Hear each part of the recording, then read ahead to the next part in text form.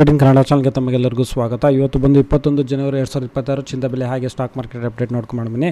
24 carrot ಚಿಂದ ಬೆಲೆ ನೋಡೋದಾದ್ರೆ ಇವತ್ತು ರೆಕಾರ್ಡ್ ಹೈ ಅಂತ ಹೇಳ್ಬೋದು. ಪ್ರತಿ 1 ಗ್ರಾಮ್ ಬೆಂಗಳೂರಿನಲ್ಲಿ 15,660 ರೂಪಾಯಿ, ಹಾಗೆ ಪ್ರತಿ 100 ಗ್ರಾಮ್ ಚಿಂದ ಬೆಲೆ ಬಂದು 15,66,000 ರೂಪಾಯಿ ಆಗಿದೆ. ಅಂದರೆ ನಿನ್ನೆಗೋಸ್ಕರ ಪ್ರತಿ ಗ್ರಾಮಲ್ಲಿ ಒಂದು ದೊಡ್ಡ ಏರಿಕೆ 682 ರೂಪಾಯಿನ ಒಂದು ಏರಿಕೆ ಆಗಿದೆ.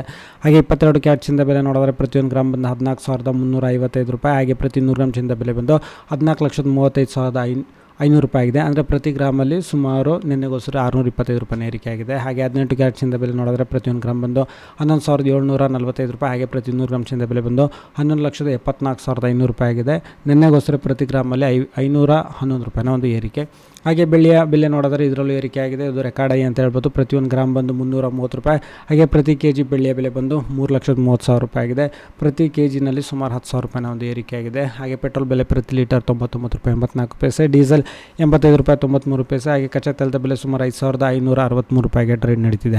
ಹಾಗೆ ನಾವು ಸ್ಟಾಕ್ ಮಾರ್ಕೆಟ್ ಅಪ್ಡೇಟ್ ನೋಡಿದರೆ ಇವತ್ತು ಒಂದು ಡೌನ್ ಫಾಲಿಗೆ ಹೋಗಿದೆ ನಮ್ಮ ಸ್ಟಾಕ್ ಮಾರ್ಕೆಟ್. ನಿಫ್ಟಿ ಇವತ್ತು ಕ್ಲೋಸ್ ಆಗಬೇಕಾದ್ರೆ ಸುಮಾರು 75 ಪಾಯಿಂಟ್ಸ್ಗಳ ಒಂದು ಇಳಿಕೆ ತೋರಿಸಿ ಕ್ಲೋಸ್ ಆಗಬೇಕಾದ್ರೆ 25,157.50ಗೆ ಕ್ಲೋಸ್ ಆಯಿತು. ಹಾಗೆ ಸೆನ್ಸೆಕ್ಸ್ ಕೂಡ ಅಷ್ಟೇ ಸುಮಾರು 270.84 ಪಾಯಿಂಟ್ಸ್ಗಳ ಒಂದು ಇಳಿಕೆ ತೋರಿಸಿ ಕ್ಲೋಸ್ ಆಗಬೇಕಾದ್ರೆ 81,909.63 ಪಾಯಿಂಟ್ಸ್ಗಳು ಇವತ್ತು ಕ್ಲೋಸ್ ಆಗಿದೆ.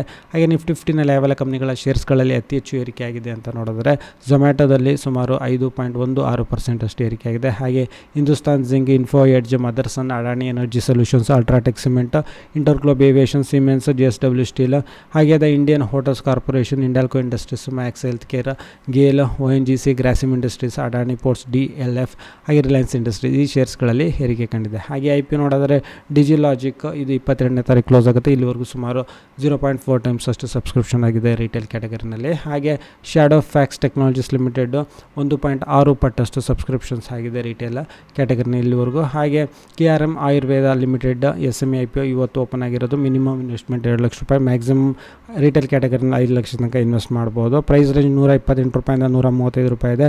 ಹಾಗೆ ಇದು ಕ್ಲೋಸ್ ಆಗೋದು 23 ಜನವರಿಗೆ ಇದು ಕ್ಲೋಸ್ ಆಗುತ್ತೆ. ಸೊ ವಿಡಿಯೋ ನೋಡಿದ್ದಕ್ಕೆ ನಮಗೆ ತುಂಬ ಧನ್ಯವಾದ. ದಯವಿಟ್ಟು ವಿಡಿಯೋ ಲೈಕ್ ಮಾಡಿ, ಶೇರ್ ಮಾಡಿ, ಕಮೆಂಟ್ ಮಾಡಿ.